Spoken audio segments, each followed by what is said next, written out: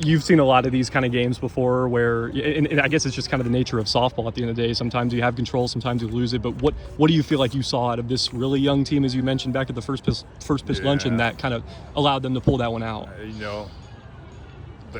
What you don't know, you don't know.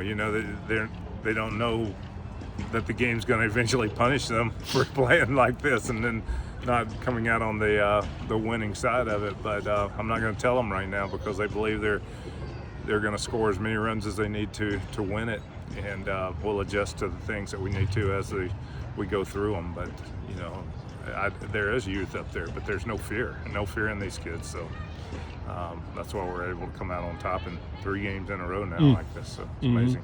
How about Kagan? I mean, I was telling Matt here 254 days ago she was playing a softball state championship game, and she's out there in a huge spot. And I mean, just how have you seen her kind of step up in some big spots here? The pressure's been on her.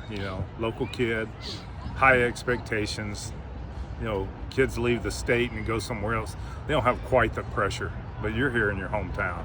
Enormous pressure. We've had several like that. So for her to get a couple of hits today, that was a crucial one. I think she got the monkey off her back.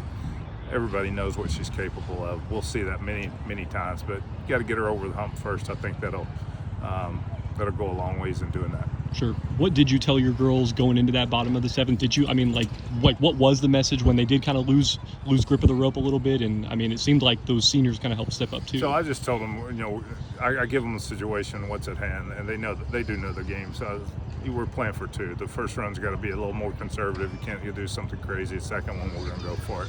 Any chance the game gives us, we're going to take advantage of that. So, I will say this: when Jaden was on third base, we were willing to take a chance to go ahead and move that run, the winning run up to third base, and get her in there because she's got the speed to do that. But other than that, you're kind of looking to knock the first run in, and they know the philosophy. We've been through it quite a few times in our squad, and just understanding what we're trying to do there. So sure, it's probably going to get lost in the madness of this game, but Cambry gave you a really good start. Just what did you see from her? And I don't know what that conversation was like in terms of do we pull her, do we leave her, that kind of thing. Yeah, we saw some fatigue and thought it was time. We're going to have to be a staff that uses multiple facets of that and keep them ready, and that we've got to let them know that we're going to do that to make sure they're ready.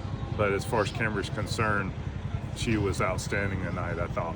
Ball, good movement. She's getting her composure out there. She pitched with confidence.